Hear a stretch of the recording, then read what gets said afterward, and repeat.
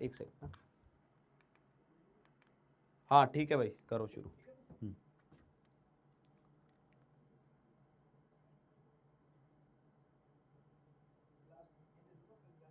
Hello Drona warriors, क्या हाल चाल, कैसे हैं सभी लोग।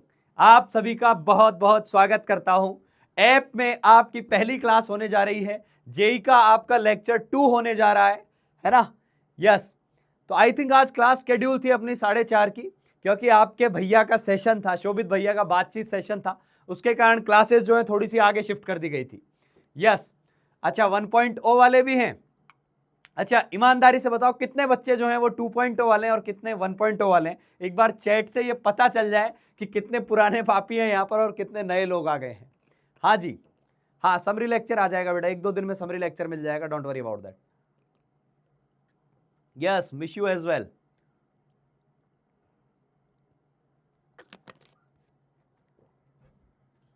टू पॉइंट 1.0 बहुत बढ़िया, मतलब मिक्स जनता है यहाँ पर, सारे लोग हैं, है ना। तो ध्यान से सुनना, कुछ कुछ बातें नए लोगों के लिए, कुछ बातें पुराने लोगों के लिए। नए लोगों के लिए बात यह बेटा, don't leave lecture in between the running live class. Live class जब चल रही है तो बीच में लेक्चर मत छोड़ना, क्योंकि आप 5 मिनट के लिए भी छोड़ते हैं ना क्लास को और वापस उसको बैकवर्ड फॉरवर्ड करते रहोगे, उसी में टाइम वेस्ट हो जाएगा। क्लास का काफी इंपॉर्टेंट पॉइंट कब सर बोल के निकल जाते हैं कोई पता नहीं होता। ये नए लोगों के लिए, पुराने लोगों को ये पता है। पुराने लोग यहाँ आए इसलिए क्योंकि उनका कहीं ना कहीं कोई ना कोई बैकलॉग रह गया था। क्लियर, पुराने लोगों को सारे नीति नियम पता है। हाँ, नोट्स प्रॉपर लिखने हैं, जो मैं बोर्ड पे लिखता हूं और आपको लिखने हैं वो कॉपी में उतारने। बिल्कुल क्वेश्चंस की बात पहले ही बोल दूं, क्वेश्चन तुझे आज थोड़ा ना यार गला खराब है, थोड़ा सा एडजस्ट करना पड़े, प्लीज कर लेना। क्वेश्चन के केस में तुम्हें क्या करना है, क्वेश्चन तुझे जैसे ही स्क्रीन पर आए सबसे पहले उसको सॉल्व करना है। टाइम मिल गया लिखने का तो बहुत अच्छी बात है, लिख लेना।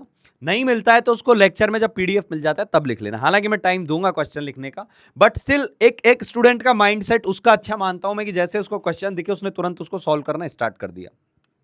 चलिए ठीक है भाई, चलिए जी, तो शुरू करते हैं। अब शुरू करते हैं, आज का एजेंडा क्या है। ठीक है भाई, चलो भाई, चलो। एक लिख रहा है वाओ वीकली 1 क्लास। नहीं बेटा, वीकली प्रॉपर क्लास होंगी जितनी होती हैं, है ना। ये जो गला आपको खराब दिख रहा है ना, इसका एक कारण था कि तबीयत ज्यादा खराब हो रही थी, तो बहुत ज्यादा क्लासेस लेना थोड़ा सा दिक्कत हो रहा था, तो फिर एक्सटेंड कर दी गई थी। अब होंगी, प्रॉपर होंगी जैसे होती हैं। क्लियर, हम तो आपको याद कर रहे थे इसलिए आ गए 1.0। कोई बात नहीं यार, बहुत सारा प्यार आप लोगों को, मैं भी आपको बराबर याद करता हूं। ठीक है जी, चलिए तो सबसे पहले शुरू करते हैं द एम IIT। ये आपको नहीं भूलना है, एम IIT है तेरा, ये तुझे आज से पता होना चाहिए, डे 1 से पता होना चाहिए। और कभी भी यदि तू डिस्ट्रैक्ट हो, फोकस खत्म हो, तुझे लगे मेरी एफिशिएंसी डाउन हो रही है, तुरंत इस एम को देखना, लौट आएगी यदि तू तेरा एम सच में IIT है तो। चलिए जी शुरू करते हैं।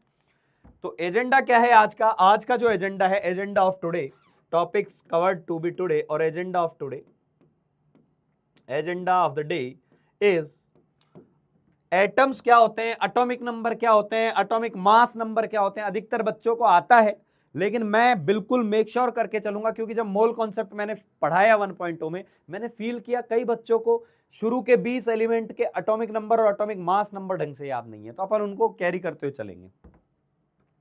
मॉलिक्यूल्स क्या होते हैं, मॉलिक्यूल्स में एटॉमिसिटी क्या होती है,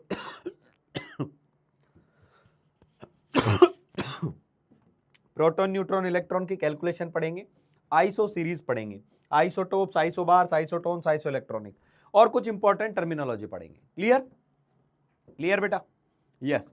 और ये जो प्यारे प्यारे या स्पैमर भी आते हैं, इनको प्लीज यहां मत रहो, नहीं तो यहां से हटा दिए जाओगे, है ना। हाँ, कोई स्पैमर दिखे तो भाई हटाना, बच्चे परेशान होते हैं। ठीक है, ठीक है, चलिए जी, चलिए भाई शुरू करते हैं।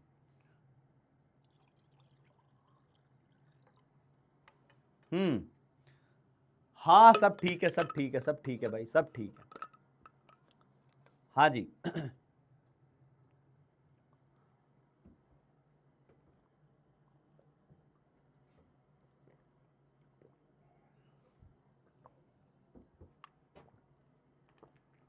ये एक क्वेश्चन आपको देके गया था मैं, जो अपनी यूट्यूब पर फर्स्ट लाइव क्लास गई थी, फर्स्ट लाइव क्लास अपनी जो गई थी यूट्यूब पर, वो उसमें ये सवाल मैं देके गया था, मेरे को जवाब चाहिए कितने बच्चों ने कर लिया है, मेरे को इसका जवाब चाहिए भाई।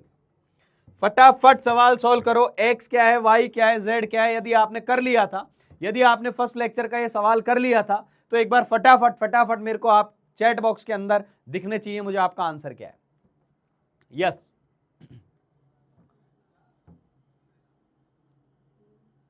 करो भाई, क्या आंसर आएगा।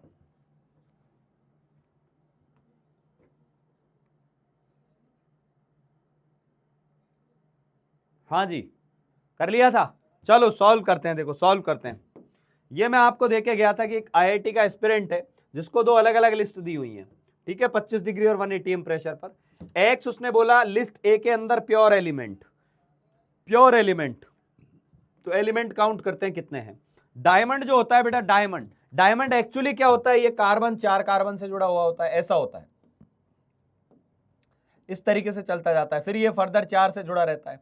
अल्टीमेटली होते इसमें कार्बन ही है, अल्टीमेटली होते इसके अंदर कार्बन ही है, कार्बन कार्बन कार्बन कार्बन जुड़े रहते हैं, तो सारे ही एक जैसे एलिमेंट, एक जैसे एटम है, तो ये एलिमेंट हो गया। एलिमेंट का मतलब ई लिख रहा हूं मैं, ई फॉर एलिमेंट, ठीक है बेटा। Iodised, iodised common salt, iodised common salt, यानी सॉल्ट के अंदर आयोडीन मिलाया हुआ है, सॉल्ट के अंदर आयोडीन मिलाया हुआ है, तो ऑब्वियस सी बात है ये मिक्सचर होगा, ये वाई कहलाएगा, ये वाई कहलाएगा। समझ में आ गई बात, क्योंकि दो चीजें जुड़ गई, आयोडाइड और उसके अंदर NaCl, ये दो चीजें आ गई तो मिक्सचर आ गया। फिर आयोडीन के क्रिस्टल, I2 क्या है, I2, तो I2 I2 I2 ये एलिमेंट है, ये एलिमेंट है, तो ये अपने पास मिक्सचर आ गया था, ये एलिमेंट आ गया। ब्रास, ब्रास क्या होता है, कॉपर और जिंक का मिक्सचर होता है जी, ये मिक्सचर है, ये मिक्सचर है। सुक्रोज क्या है, कंपाउंड है। लिक्विड ब्रोमीन क्या है, लिक्विड ब्रोमीन एलिमेंट है। 100% प्योर एथेनॉल, तो 100% प्योर एथेनॉल है तो कंपाउंड है। क्या ये सभी को क्लियर है बेटा, ये सभी को क्लियर है एकदम, ये पहली लिस्ट एकदम क्लियर है सभी को, या पहली लिस्ट में कोई डाउट, फाइनल आंसर पे आएंगे, पहले मेरे को फटाफट बताओ पहली लिस्ट में सभी को एकदम क्लियर है, क्या फर्स्ट लिस्ट एकदम क्लियर है बेटा। हाँ जी, क्या फर्स्ट लिस्ट सभी को एकदम क्लियर है। मक्खन है तो मक्खन लिख दे, यस, बहुत बढ़िया। दूसरी लिस्ट देखते हैं, दूसरी लिस्ट में क्या क्या है। दूसरी लिस्ट में 22 कैरेट गोल्ड, ध्यान देना प्योर जो गोल्ड होता है ना वो 24 कैरेट होता है, 24 कैरेट। अब ये 22 कैरेट है यानी प्योर नहीं है, प्योर नहीं है तो इसमें गोल्ड के अंदर कुछ ना कुछ हल्का फुल्का कॉपर, टिन, ये सब चीजें भी डाल दी जाती हैं, क्लियर। तो यानी ये मिक्सचर है, ये मिक्सचर है। नल का जो पानी होता है, टैप वाटर जो होता है, टैप वाटर वो प्योर नहीं होता बेटा, उसमें मिनरल्स होते हैं। कभी तो आपके घरों में देखा होगा फ्लोराइड, फ्लोराइड भी बहुत सारा आ जाता है। मिक्सचर होता है, homogeneous mixture. Dry ice, dry ice एक कंपाउंड है क्योंकि एक से ज्यादा टाइप के एटम है। गैसोलीन, पेट्रोल, पेट्रोल जो होता है बेटा उसमें एक हाइड्रोकार्बन नहीं होता, उसमें मीथेन, इथेन, प्रोपेन, ब्यूटेन, बहुत सारे हाइड्रोकार्बन का मिक्सचर होता है, तो ये भी मिक्सचर है। एक्वस कॉपर सल्फेट का मतलब क्या है, पानी के अंदर कॉपर सल्फेट घुला हुआ है, मिक्सचर है। Ppm hard water, hard water वही हो गया कि उसके अंदर मिनरल्स बहुत सारे हैं, ये भी मिक्सचर है। Smoke from a diesel engine, diesel engine से जो स्मोक निकल रहा है, धुआं निकल रहा है, उसमें अलग अलग तरीके की गैसेज हैं, अलग अलग तरीके के डस्ट पार्टिकल्स हैं, तो इसके अंदर हम बोलेंगे ये भी मिक्सचर है, क्लियर। तो देखते हैं एक्स क्या है। एक्स आ गया लिस्ट ए के अंदर एलिमेंट कितने हैं, तो एक्स आ गया 3, एक्स आ गया 3। वाई क्या है, वाई क्या है लिस्ट बी में, लिस्ट बी में होमोजेनस मिक्सचर कितने हैं, होमोजेनस मिक्सचर। अब 22 कैरेट का जो गोल्ड है बेटा, 22 कैरेट का जो गोल्ड है ये होमोजेनस मिक्सचर में ही काउंट होगा, क्लियर, क्योंकि होमोजेनस तरीके से ही उसमें इंप्योरिटीज ऐड होती हैं। टैप वाटर होमोजेनस है, ये भी होमोजेनस है, ये भी होमोजेनस है, ठीक है भाई। इसके अलावा पेट्रोल को भी आप बोल सकते हैं, ये भी एक होमोजेनस टाइप का मिक्सचर है। लेकिन हार्ड वाटर जो होता है, हार्ड वाटर जो होता है वो होमोजेनस नहीं होता, उसमें फ्लोराइड अलग तरीके से रहता है। हार्ड वाटर में मैग्नीशियम के क्लोराइड, फ्लोराइड समटाइम्स बाहर भी आ जाते हैं, आपने देखा होगा, क्लियर। तो इसको होमोजेनस नहीं मानेंगे। और स्मोक जो है ये हेट्रोजेनस है, लेकिन ये होमोजेनस है। तो वाई जो है हमारा, कितने लोगों को लगता है वाई जो है वो 4 होगा, वाई जो है वो 4 होगा, कितने लोगों को लगता है भाई, फटाफट जवाब देंगे एक बार। कितने लोगों को लगता है कि y की वैल्यू 4 होगी? मैं स्क्रीन से हट जा रहा हूं, एक बार इसको फटाफट सॉल्व कर लें, फटाफट सॉल्व कर लें।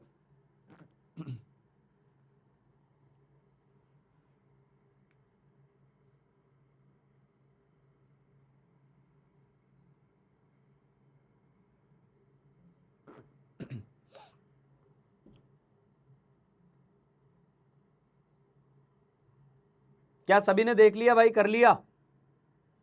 क्या आंसर आए सभी के?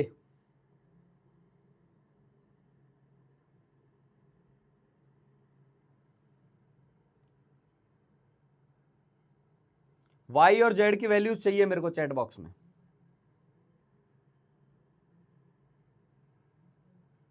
y और z की वैल्यूज चाहिए चैट बॉक्स के अंदर। हाँ बेटा, जो लिक्विड ब्रोमीन है ना, लिक्विड ब्रोमीन, लिक्विड ब्रोमीन जो है लिक्विड ब्रोमीन जो है वो एलिमेंट होता है, क्योंकि वो क्या होता है? ब्रोमीन ब्रोमीन ब्रोमीन ब्रोमीन, ये होता है हर जगह। तो एक ही जैसे एटम से तो मिलके बना है। क्लियर? चलो जी, हाँ तो बताओ पांचवी चीज कौन सी होगी? वही इसीलिए पूछ रहा हूं मैं आपसे, 5 कैसे आएगा? पांचवी चीज कौन सी होगी? Number of strictly homogeneous mixture में पांचवी चीज कौन सी होगी? वही तो मेन चीज है, फटाफट बताओ।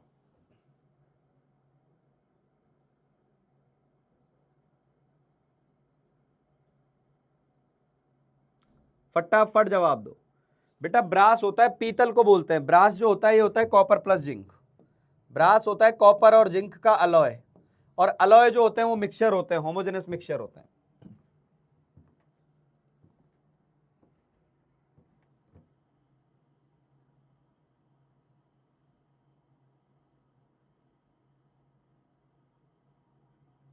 ठीक है? स्मोक, स्मोक जो है हेट्रोजेनस मिक्सचर होता है। मैंने आपको लास्ट क्लास में पढ़ाया था होमोजेनस क्या होते हैं? जो यूनिफॉर्म हो, दो चीजों को आप मिला दो और 100% यूनिफॉर्म बन जाए, वो होमोजेनस मिक्सचर कहलाता है। जैसे पानी में शुगर मिला दी तो 100% यूनिफॉर्म है। पेट्रोल है, पेट्रोल की बोतल को यदि आप देखेंगे तो ऐसा नहीं है कि पेट्रोल की बोतल में आपको लेयर्स दिखेंगी, एक जैसा दिखाई देगा, यानी यूनिफॉर्म मिक्सचर है। समझ में आ गई बात? समझ में आ गई चीजें? यस। जो लिख रहे हैं डायमंड एलिमेंट कैसे हैं, ब्रोमीन एलिमेंट कैसे हैं, बेटा लेक्चर 1 एक बार ढंग से देखना था आपको, यूट्यूब पर फ्री लाइव गया था, और जिन्होंने नहीं देखा है वो बिल्कुल बेसिक बातें एक बार जाके वापस जरूर देखना। ठीक है? यस। अब ये जो हार्ड वाटर है ना बेटा, हार्ड वाटर बिल्कुल सही है, हार्ड वाटर भी होमोजेनस मिक्सचर की कैटेगरी में आता है। यही पूछना चाह रहा था मैं आपसे, हार्ड वाटर भी होमोजेनस मिक्सचर की कैटेगरी में आता है। क्लियर? शुरू में जब होगा, फिर वो तो बाद में उसमें लेयरिंग हो जाती है। क्लियर हो गई चीज? क्लियर हो गई? यस, एकदम सही है, एकदम सही है। ठीक है? तो ये आ गया। तो y क्या आ गया आपके पास? 5 आ गया एक तरीके से। y क्या आ गया? 5 आ गया बेटा। अब z जो है, z क्या आ जाएगा आपके पास? z क्या आएगा? z बोला है number of chemical compound in list A. Compound कितने हैं? तो 1 और 2, 2 कंपाउंड है केवल। तो वैल्यू क्या आ जाएगी आपके पास? वैल्यू क्या आ जाएगी p की? p की वैल्यू आएगी 3 × 2/5, 6/5, 1.2, 1.2। ठीक है? चलो जी, चलो जी आगे बढ़ते हैं, आगे बढ़ते हैं। What is an atom? Atom क्या है? एटम क्या है? ठीक है?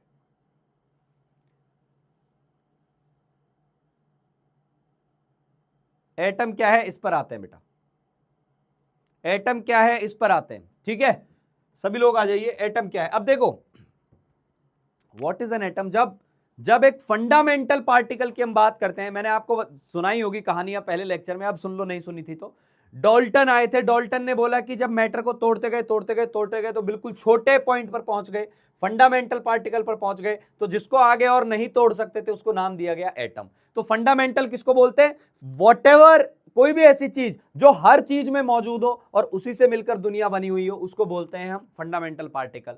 तो अभी पहले तो बोल रहे थे फंडामेंटल पार्टिकल एटम है, हालांकि आज के लिए यह बात सच नहीं है, लेकिन जब एटम डिफाइन किया गया था तब सच था। अभी तो एटम के अंदर भी प्रोटॉन, इलेक्ट्रॉन, न्यूट्रॉन होते हैं। तो एटम होता है फंडामेंटल और smallest unit of ordinary matter that forms chemical elements. क्या ये आज के लिए सही है? पुरानी डेफिनेशन है, आज के लिए हम बोलेंगे तो एटम स्मॉलेस्ट नहीं है, उसके अंदर और भी पार्टिकल है, लेकिन हाँ ये बोल सकते हैं कि मैटर अभी भी एटम से ही मिलके बना हुआ है। ये चीज क्लियर? तो ये आ गया। दूसरा, एटम की जब पिक्चर की बात करते हैं तो एटम के अंदर होता क्या है बेटा? एटम के अंदर बीच में होता है न्यूक्लियस। न्यूक्लियस होता है, इस न्यूक्लियस में दो पार्टिकल होते हैं, प्रोटॉन और न्यूट्रॉन। प्रोटॉन और न्यूट्रॉन, पी होता है और एन होता है। न्यूट्रॉन का चार्ज 0 होता है, प्रोटॉन का पॉजिटिव होता है, इसलिए तू बता इसका न्यूक्लियस का चार्ज क्या आएगा? पॉजिटिव।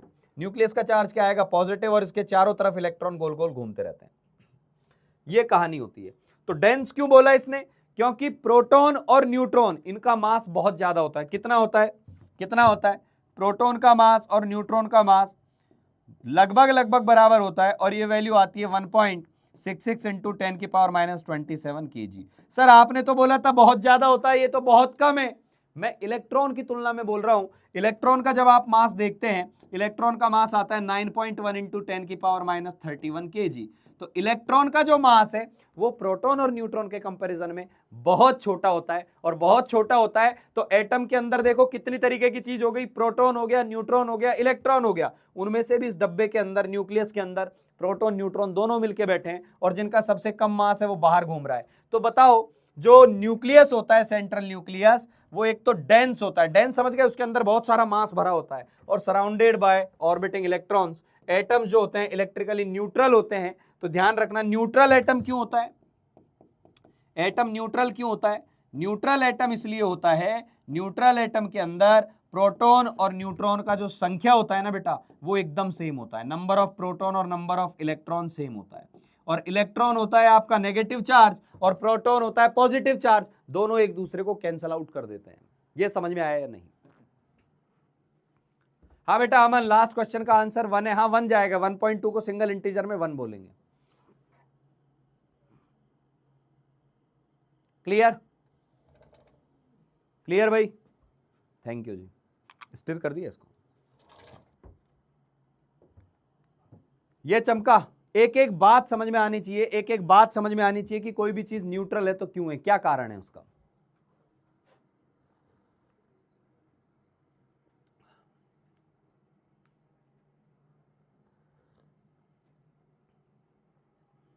ऋषभ क्या समझ में नहीं आ रहा बेटा? अरे भाई बड़ी सिंपल सी बात है, बड़ी सिंपल सी बात है। एटम के अंदर 3 तरीके की चीजें घूम रही है, प्रोटॉन, न्यूट्रॉन, इलेक्ट्रॉन। वो बोल रहा है प्रोटॉन और न्यूट्रॉन दोनों न्यूक्लियस में बैठे हैं अंदर। 3 चीजों में से 2 जो भारी चीज हैं वो अंदर बैठी हुई है, तो पूरे एटम का अधिकतर मास तो सेंटर पे बैठा है ना, तो डेंस हो गया, डेंसिटी अच्छी खासी बढ़ गई, और इलेक्ट्रॉन गोल गोल चक्कर काट रहे हैं। यही तो बात लिखी हुई है बेटा। और साथ में बोला है प्रोटॉन और न्यूट्रॉन की जो संख्या होती है ना, यानी एटम के अंदर 10 प्रोटॉन है तो 10 ही इलेक्ट्रॉन होंगे, 50 प्रोटॉन है तो 50 इलेक्ट्रॉन होंगे, क्योंकि प्रोटॉन का पॉजिटिव चार्ज होता है, इलेक्ट्रॉन का नेगेटिव चार्ज होता है, एक दूसरे को कैंसिल कर देते हैं, एटम न्यूट्रल हो जाता है। इतनी सी बात है। क्या अब समझ में आई? यदि अब समझ में आ गए तो लिख दो अब डन। अब समझ में आई तो अब लिख दो अब डन।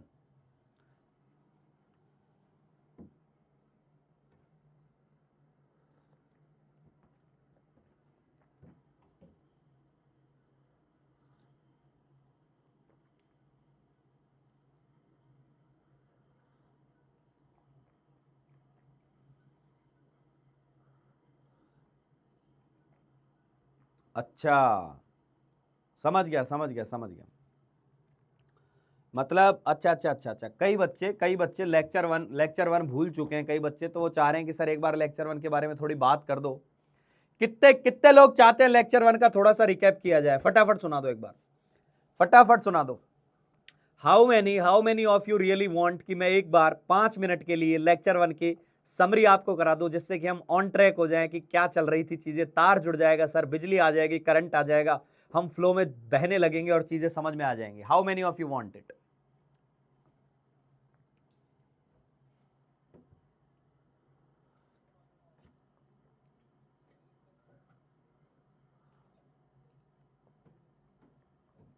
तो सुनो फिर, 5 मिनट के लिए सुन लो।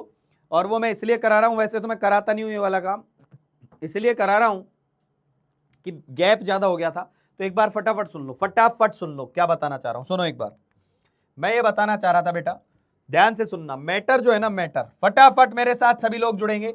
एक ही स्क्रीन पर पूरा लेक्चर रिवाइज, एक ही स्क्रीन पर पूरा लेक्चर रिवाइज। ध्यान से सुनना, मैटर जो है, मैटर दो टाइप का था, दो टाइप का था, एक फिजिकल क्लासिफिकेशन, एक केमिकल क्लासिफिकेशन। एक फिजिकल क्लासिफिकेशन था बेटा और एक केमिकल क्लासिफिकेशन था। ये सभी को याद होगा, ये सभी को याद होगा, फिजिकल क्लासिफिकेशन, केमिकल क्लासिफिकेशन। इधर फिजिकल था, इधर केमिकल था। फिजिकल क्लासिफिकेशन की जब हमने बात करी थी, फिजिकल क्लासिफिकेशन में हमने कुछ स्टेट की बात करी थी, solid, liquid, gas, plasma, boss Einstein, condensate, ये सारी चर्चाएं करी थी। एक सॉलिड होता है, एक लिक्विड होता है, एक गैस होता है, एक प्लाज्मा होता है और एक बॉस आइंस्टीन कंडेंसेट होता है। ये सारी बात मैंने करी थी, क्लियर। उसमें आपको ये भी बताई थी कि सॉलिड से लिक्विड में जाएंगे तो एक लेटेंट हीट चाहिए, लिक्विड से गैस में जाएंगे तो एक लेटेंट हीट चाहिए, गैस से, है ना, ये सारी बातें आपको समझाई गई थी। मेन जो हमने चर्चा करी, केमिकल क्लासिफिकेशन दो तरीके का होता है, एक होता है प्योर, एक होता है मिक्सचर। एक होता है प्योर, एक होता है मिक्सचर, क्लियर। अब इसमें भी दो बातें आ गई वापस, इसमें भी दो बातें आ गई वापस। प्योर के अंदर कॉम्पोजिशन फिक्स होता है, कॉम्पोजिशन फिक्स होने के साथ साथ उनको फिजिकल मेथड से सेपरेट नहीं कर सकते, फिजिकल मेथड से सेपरेट नहीं कर सकते।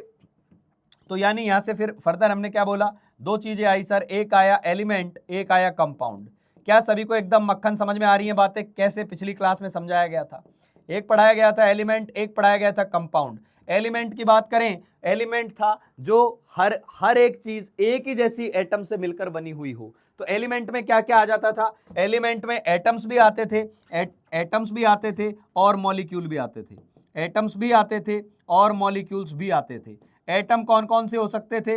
एटम में आता था जो मोनो एटॉमिक होते हैं, हीलियम हो गया, नियॉन हो गया, आर्गन हो गया, ये सब मोनो एटॉमिक। और मॉलिक्यूल्स में पॉली एटॉमिक आते थे, जैसे H2 हो गया, N2 हो गया, O2 हो गया, है ना, ये इस तरीके के एलिमेंट आते थे। या फिर O3 आ गया, P4 आ गया, S8 आ गया, ये सब एलिमेंट है। लेकिन ये एक से ज्यादा एटम है तो इनको मॉलिक्यूल बोलते थे, क्लियर। लेकिन जो भी हो, पूरे परिवार के सभी सदस्य एक जैसे हैं तो एलिमेंट होगा। लेकिन परिवार के सदस्य एक से ज्यादा टाइप के हैं तो वो, पहली बात तो एक से ज्यादा टाइप के हैं तो हमेशा ही वो मॉलिक्यूल होगा, हमेशा ही वो मॉलिक्यूल होगा, क्योंकि एक से तो ज्यादा एटम होंगे ही होंगे। फॉर एग्जाम्पल H2O, NaCl, है ना, CH4, इस तरीके से CO2, ये सब, या ग्लूकोज, ये सब हो गए आपके कंपाउंड। और कंपाउंड भी प्योर होते हैं, एलिमेंट भी प्योर होते हैं। क्या यहां तक सभी को मक्खन है? क्या यहां तक सभी को मक्खन है बेटा? क्या यहां तक सभी को क्लियर है? क्या यहां तक एकदम क्लियर है बेटा? यानी मॉलिक्यूल एलिमेंट में भी होते हैं, मॉलिक्यूल कंपाउंड में भी होते हैं। एलिमेंट के मॉलिक्यूल में एटम सेम होते हैं, कंपाउंड के मॉलिक्यूल में एटम डिफरेंट होते हैं। इतनी सी बात है, ठीक है। बहुत बढ़िया, बहुत बढ़िया, शानदार, ठीक है बेटा। ये सिंपल सी बात थी। इसके बाद मिक्सचर पे आए। मिक्सचर प्योर नहीं होते तो इनमें वेरिएबल कॉम्पोजिशन होता है। तो मिक्सचर कितने टाइप के होते हैं? मिक्सचर भी दो टाइप के होते हैं, होमोजेनियस और हेट्रोजेनियस। होमोजेनियस और हेट्रोजेनियस, होमोजेनियस मिक्सचर और हेट्रोजेनस मिक्सचर। होमोजेनस मिक्सचर और हेट्रोजेनस मिक्सचर, ये सभी को समझ में आ गया था? होमोजेनस, हेट्रोजेनस एकदम समझ में आ गया था बेटा? जिनको समझ में आ गया था वो मक्खन लिख दें, और जिनको कोई डाउट है तो उस डाउट को एक बार लिख दें। डाउट क्या है ये ना लिखे डाउट है, ये लिखे डाउट एग्जैक्टली है क्या, तब मैं उसको एड्रेस कर पाऊंगा। क्लियर? चलो,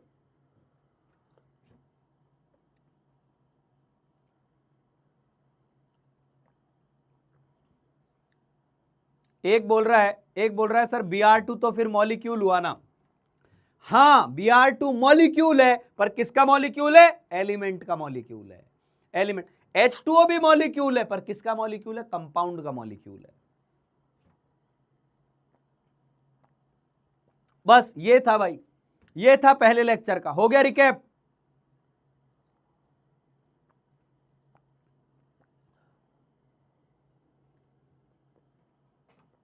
yes.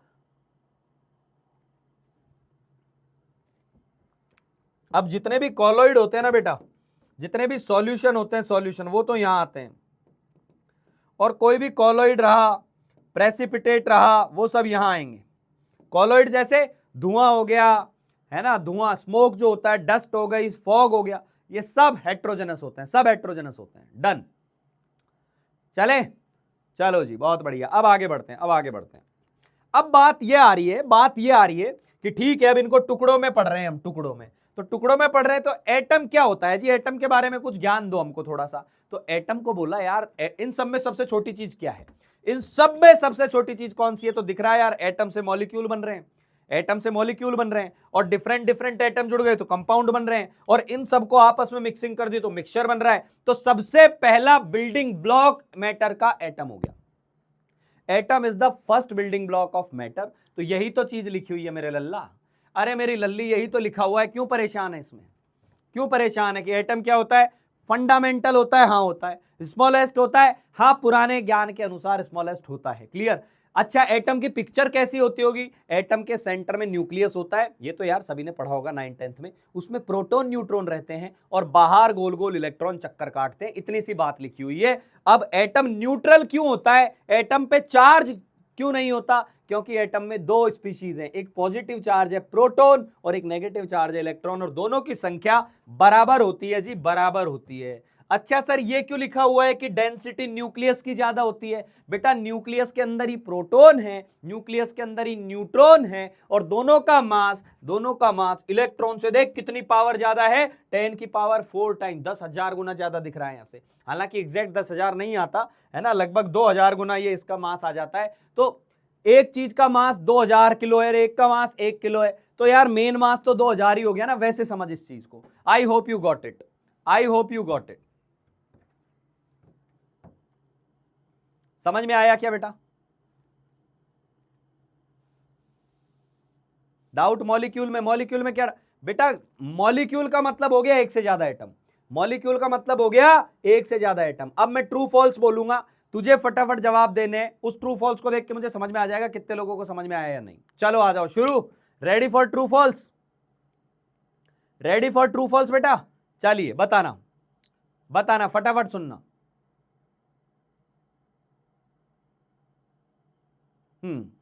Diamond is an element, diamond is an element, diamond एक एलिमेंट है, बिकॉज डायमंड का हर एटम कार्बन है, बिकॉज डायमंड का हर एटम कार्बन है। ट्रू और फॉल्स, और जवाब आपको लिखना है 1 ट्रू या 1 फॉल्स, पहला सवाल है ना तो 1 के साथ जवाब देना।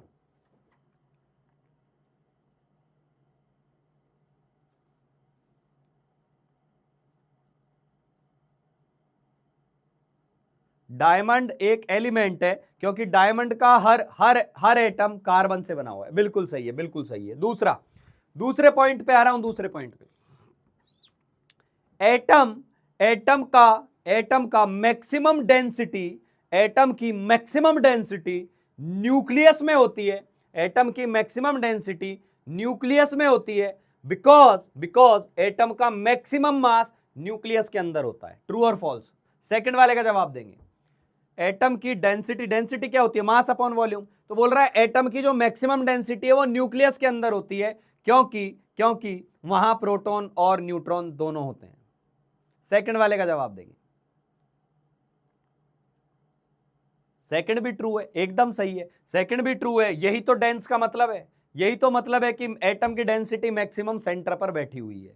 क्लियर, बहुत बढ़िया, बहुत बढ़िया, बहुत बढ़िया। अब ध्यान से सुनेंगे, तीसरा स्टेटमेंट बोलने जा रहा हूं, तीसरा statement, all molecules have to be an element, all molecules have to be an element. तीसरे वाले में जवाब देंगे ट्रू और फॉल्स, दुनिया में जितने भी मॉलिक्यूल हैं वो सारे एलिमेंट होते हैं, ट्रू और फॉल्स, ट्रू और फॉल्स। थर्ड वाले का जवाब देंगे, दुनिया में जितने भी मॉलिक्यूल हैं वो सारे एलिमेंट होते हैं, ट्रू और false.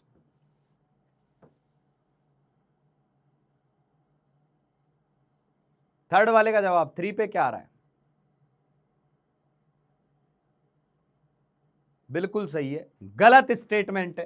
Third is totally false statement, third is totally false. क्यों, क्योंकि सर दुनिया में सारे मॉलिक्यूल एलिमेंट नहीं होते, कुछ मॉलिक्यूल कंपाउंड भी होते हैं, कुछ मॉलिक्यूल एलिमेंट भी होते हैं।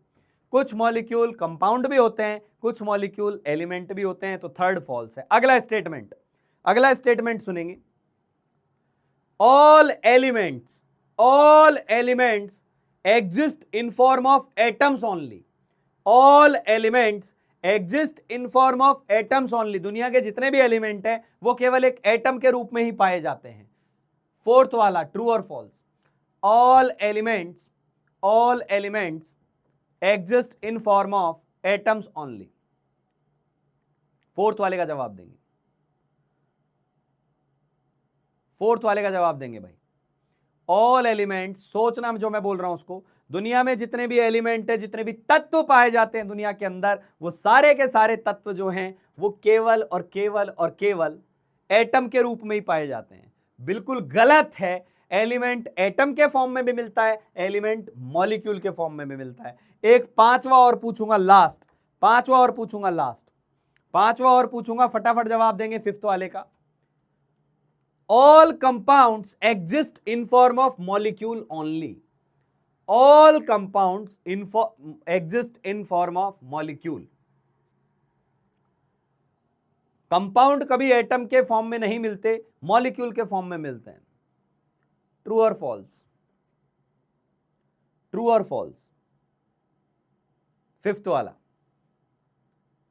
वाला कंपाउंड जो होते हैं वो बिल्कुल सही है। अब तुम्हें समझ में आ गई होगी, मॉलिक्यूल एक जनरल टर्म है, वो एलिमेंट में भी हो सकती है, वो कंपाउंड में भी हो सकती है। सिंपल सी बात है यार, गॉट इट? तो ये एटम की बात थी। क्या ये स्लाइड एकदम मक्खन?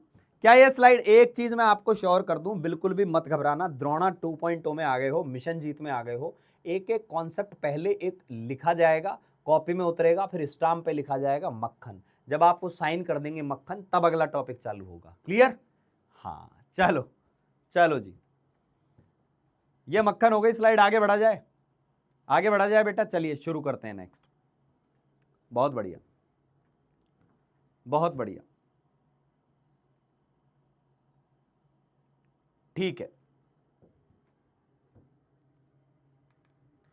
अब एक बात बताओ, अब सवाल आया कि अच्छा एटम तो समझ आ गया सर, एटम की मोटी मोटी पिक्चर समझ में आ गई। वैसे तो एक बात बता दूं, एटम तुम्हें लग रहा है समझ में आ गया, एटम तो ना तो अभी सर ना, हमें तो क्या समझ में आएगा, जिसने एटम के बारे में बात करी थी, महर्षि कणाद आए, बड़े बड़े लोग आए, ग्रीक लोग आए, फिर अपने डाल्टन आए, डाल्टन के बाद थॉमसन आए, थॉमसन के बाद रदरफोर्ड आए, रदरफोर्ड के बाद ना जाने कौन कौन आते ही चले गए। बोर आए, बोर के बाद जो है डिब्रोगली आए, हाइजनबर्ग आए, उसके बाद श्रोडिंजर आए।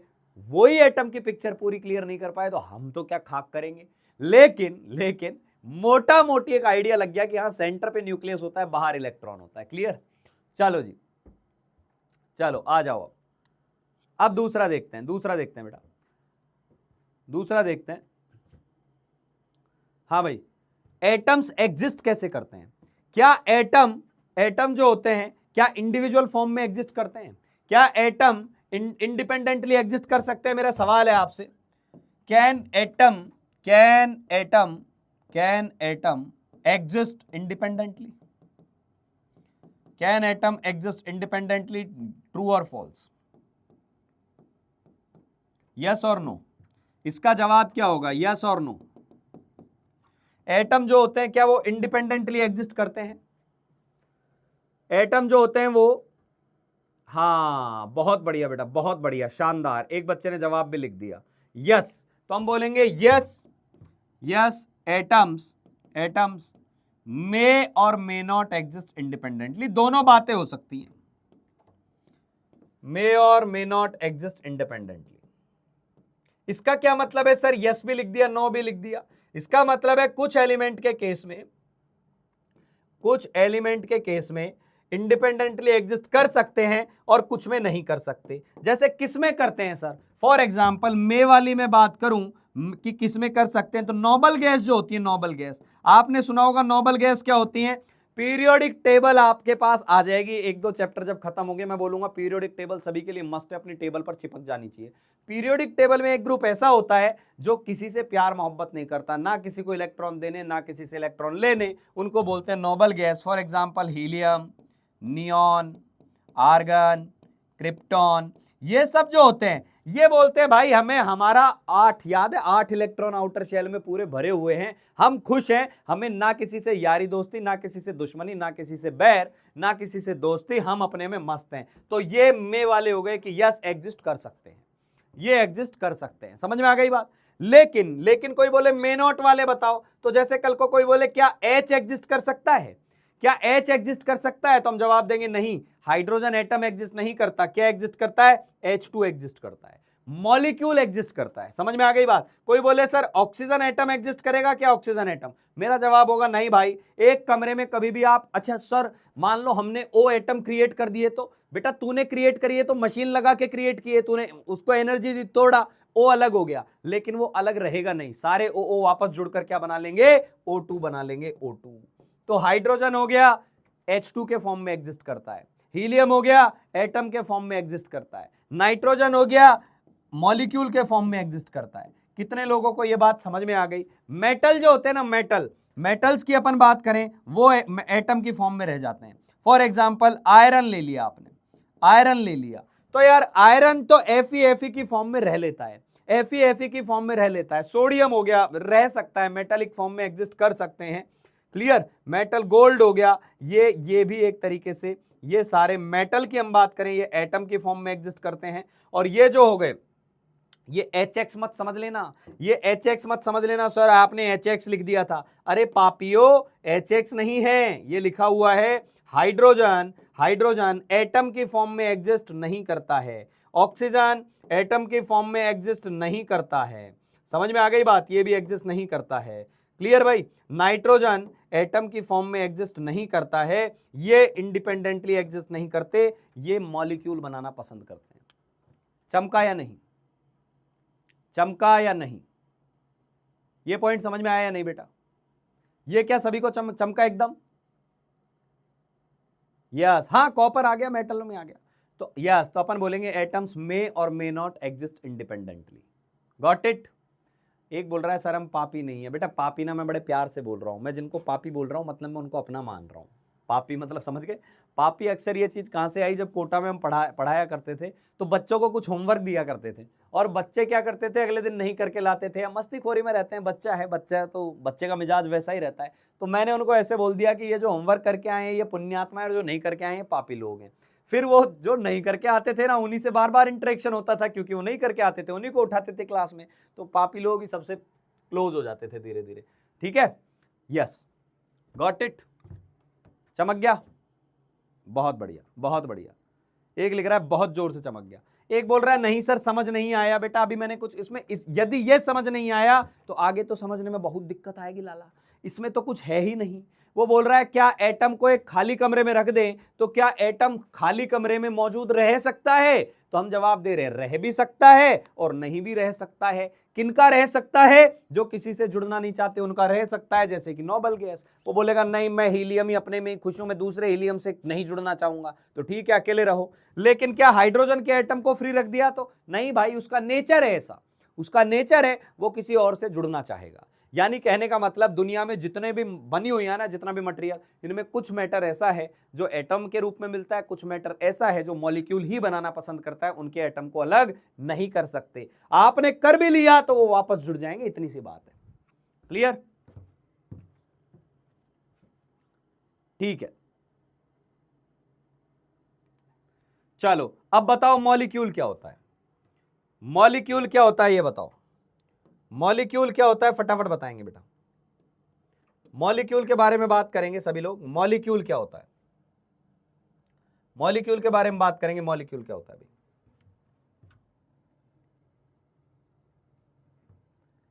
ये मॉलिक्यूल के 2 पॉइंट आ गए। क्या होता है मॉलिक्यूल,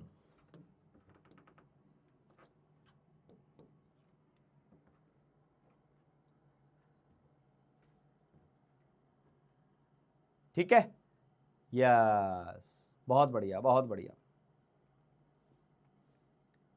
ठीक है, तो मॉलिक्यूल क्या आ गया, मॉलिक्यूल वही चीज हो गई। अब देखो वही बात हो गई, जो एटम अकेला एग्जिस्ट करता है तो एटम की फॉर्म में रहेगा, जो एटम अकेला रहना पसंद नहीं करता वो किसी और एटम से जुड़ेगा, और जब वो एटम से जुड़ेगा तो जुड़ने के बाद जो चीज बन गई उसको बोलते हैं मॉलिक्यूल। सिंपल सी बात है। तो देख फिर से माइंड को बिल्कुल क्लियर करते हैं, पिछली वाली स्लाइड पे जो लिखा था उसको फिर समझाता हूं। दुनिया में मैटर दो फॉर्म में मिलता है, या तो एटम या मॉलिक्यूल, लेकिन सारे एलिमेंट, सारे तत्व एटम बनाना पसंद नहीं करते। उनके एटम इतने रिएक्टिव होते हैं कि वो फिर से मॉलिक्यूल बना लेंगे। तो कुछ बहुत कम ऐसे होते हैं जो एटम रहकर भी खुश रह लेते हैं, और बहुत ज्यादा ऐसे होते हैं जो एटम जुड़कर मॉलिक्यूल बना लेते हैं। तो मॉलिक्यूल की डेफिनेशन क्या हो गई?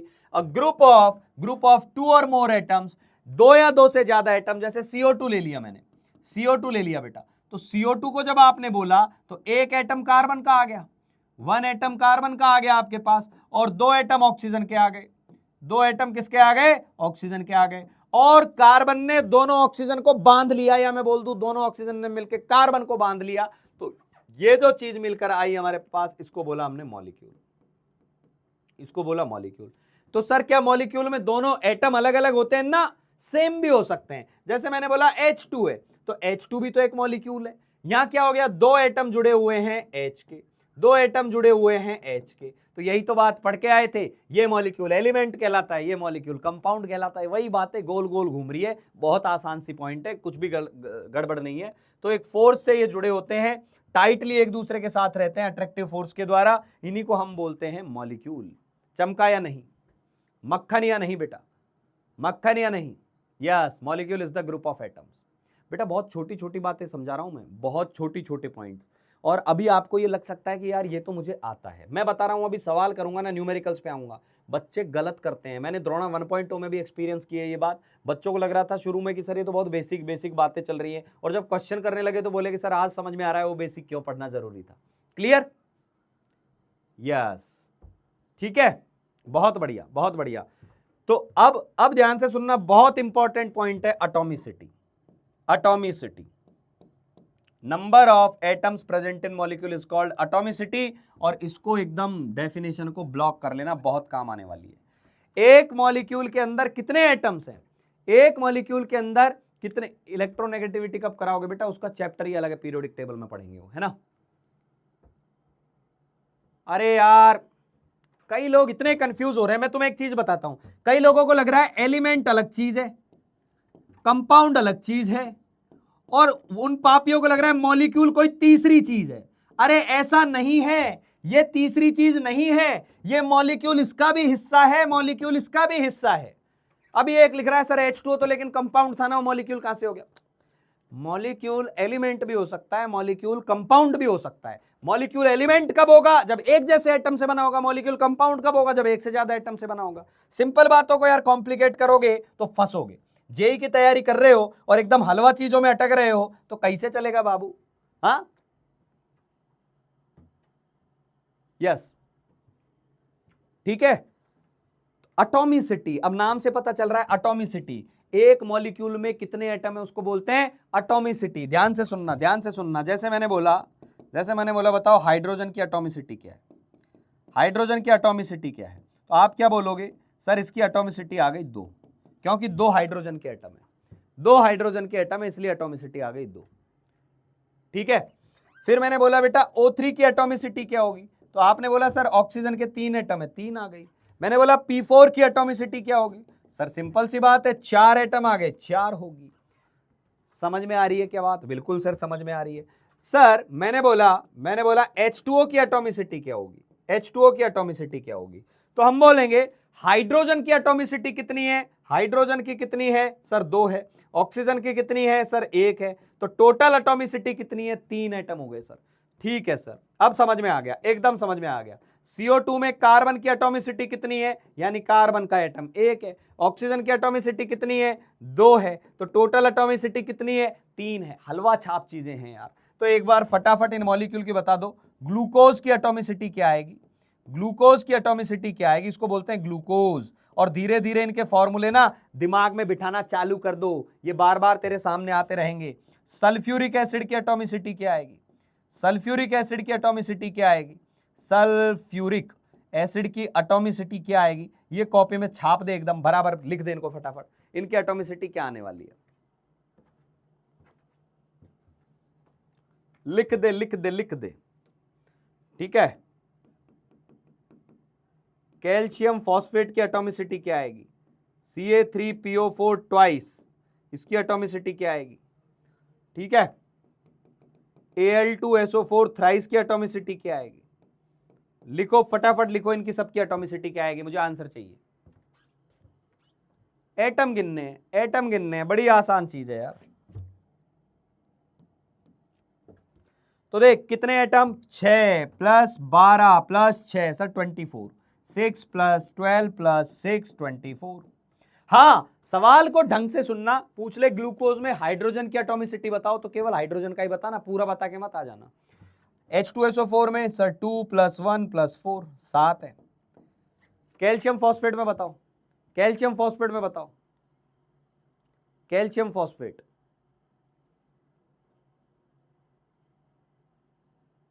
देखना, कैल्शियम फॉस्फेट में अधिकतर गलत बताएंगे।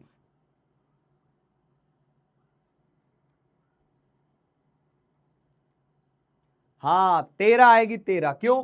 2 तो कैल्शियम है।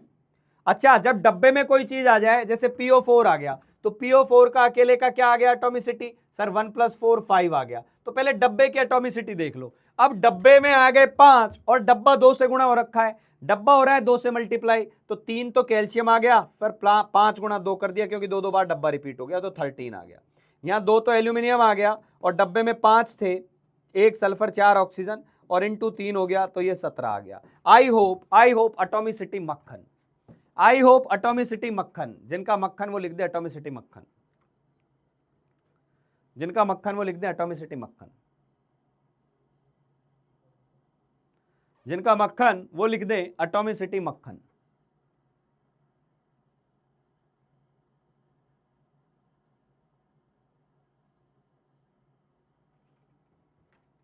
ठीक है भाई, बहुत बढ़िया, बहुत बढ़िया। तो एटॉमिसिटी, यस एटॉमिसिटी बटर मक्खन। तो एटॉमिसिटी की डेफिनेशन क्या हो गई? Atomicity is the number, atomicity is the number, atomicity is the number of atoms present in one molecule of substance.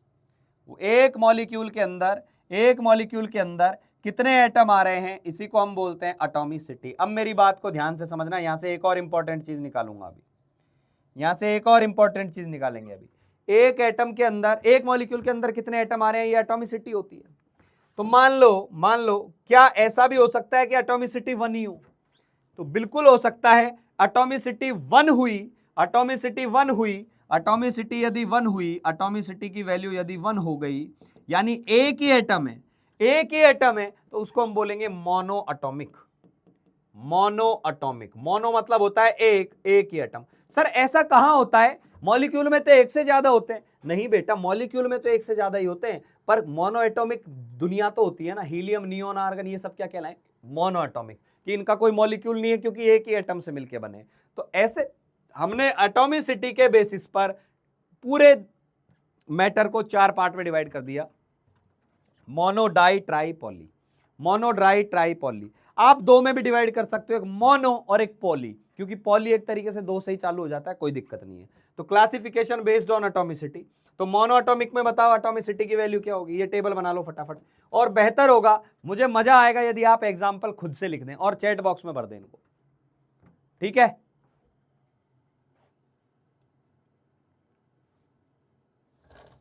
कुछ स्पैमर हो तो उनको कर दें।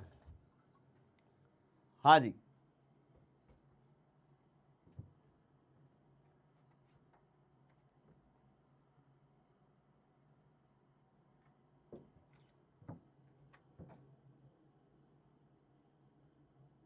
एक बात बता दूं, द्रोणा 2.0 में जो नए नए बालक आए हैं बेटा, यहाँ जो स्पैम करता है ना, वो ब्लॉक हो जाता है। 1.0 वालों को इतने सारे ब्लॉक हो चुके हैं, कोर्स ले लिया है लेकिन फालतू के कमेंट्स करते हैं, उनको हटा दिया जाता है, एक्सेस चली गई उनकी। फिर वो बाद में बड़े बड़े इधर उधर से मेल करते हैं, पेरेंट्स से बातें करवा रहे हैं कि हमारा कोर्स हट गया। तो हम पेरेंट्स से फिर चर्चा करते हैं प्रॉपर बैठ के कि क्यों हटाया गया था। तो इस बात का ध्यान रखें कि आपका तो मस्ती रहेगी, मजाक रहेगी, लेकिन इधर मस्ती मजाक में यदि मेरा दिमाग घूम गया और इधर मैंने बोल दिया भाई ब्लॉक कर दो और आप ब्लॉक हो गए, तो खत्म हो जाएगी, कभी अपना रियल डाउट पूछ नहीं पाओगे। क्लियर? तो काम की बातें करें इधर। यस,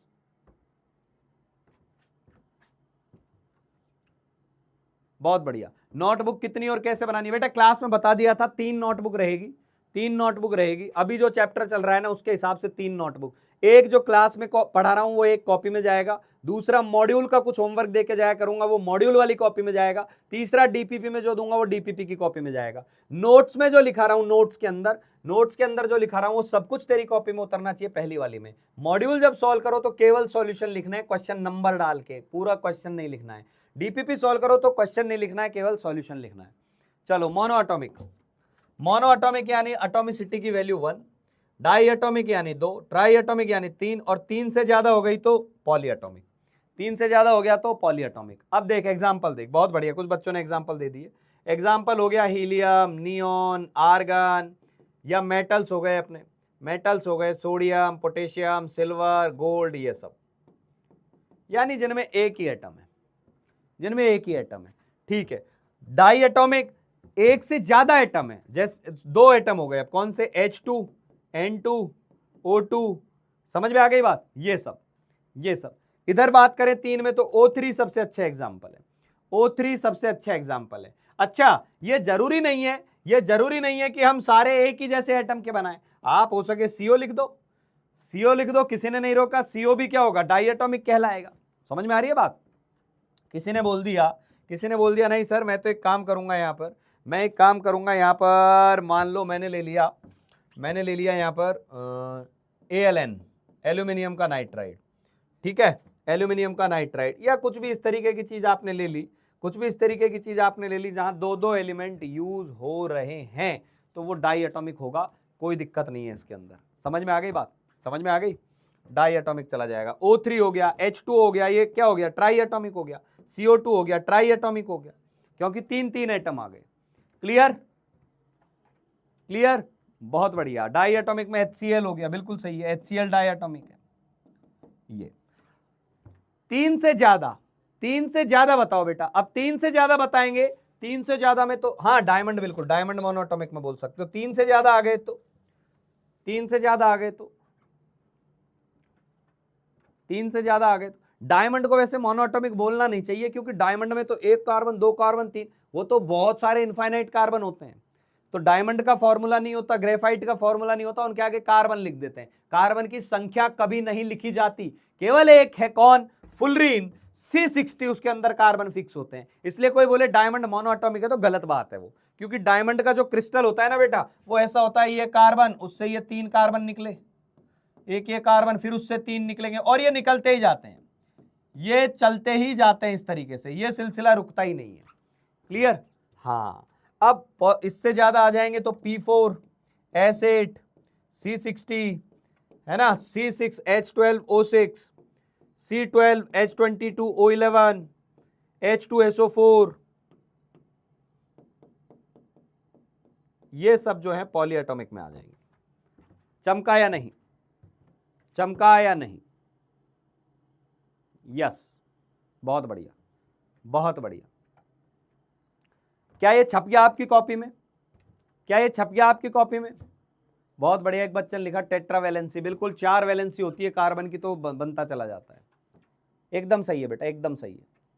चलो जी, चलो अब मेरी बात सुनना, एक चीज और बता रहा हूं तुम्हें, तुम मुझे फटाफट बताना, इस चीज का जवाब देना। मान लो बेटा मैंने एक मॉलिक्यूल लिया H2SO4 का, एक मॉलिक्यूल लिया H2SO4 का, जवाब देंगे सभी लोग फटाफट।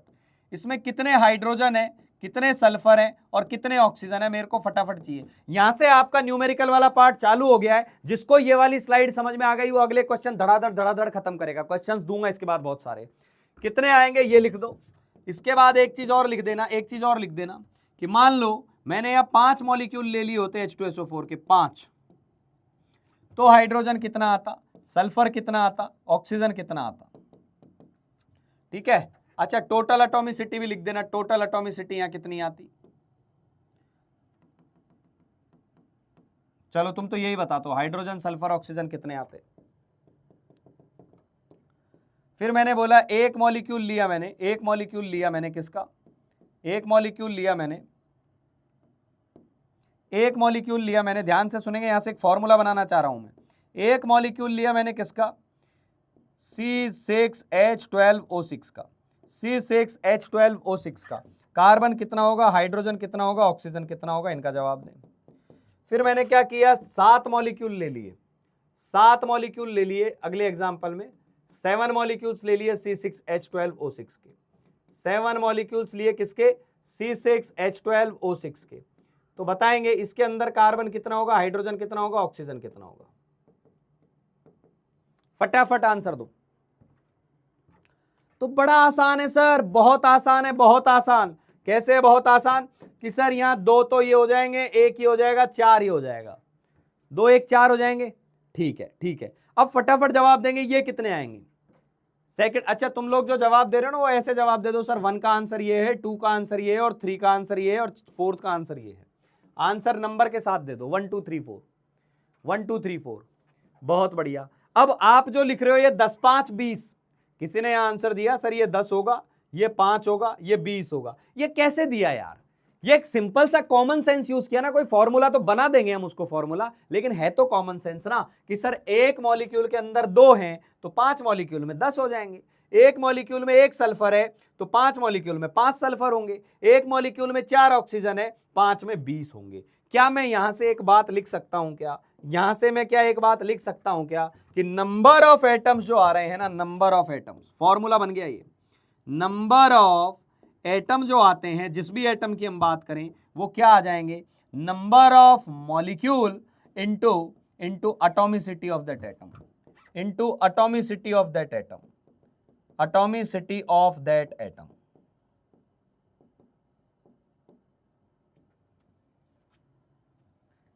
कि मॉलिक्यूल को गुणा कर दो एटॉमिसिटी से, मॉलिक्यूल को गुणा कर दो। हाँ एकदम सही है, ये फॉर्मूला सभी को चमका या नहीं, ये फॉर्मूला सभी को चमका या नहीं कि हमें एटम की संख्या निकालनी है तो पहले उसकी एटॉमिसिटी पे ध्यान दे और फिर मॉलिक्यूल से गुणा कर दे, खत्म हो गया, खत्म हो गया। जैसे जैसे यहां 6 है कार्बन की एटॉमिसिटी, तो एक मॉलिक्यूल है तो ये 6 है, एक मॉलिक्यूल है तो ये 12 है, एक मॉलिक्यूल है तो ये 6 है। जैसे ही ये मॉलिक्यूल 7 हो गए तो 6 को 7 से गुणा कर देंगे तो ये 42 आ जाएगा, यहां 12 को 7 से गुणा कर देंगे 84 आ जाएगा, और यहां 6 को 7 से गुणा कर देंगे ये 42 आ जाएगा।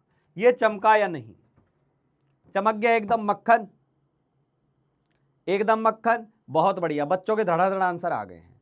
अब उल्टा समझेंगे, अब उल्टा समझना, मेरी बात को समझना जो जवाब दे रहा हूं मैं।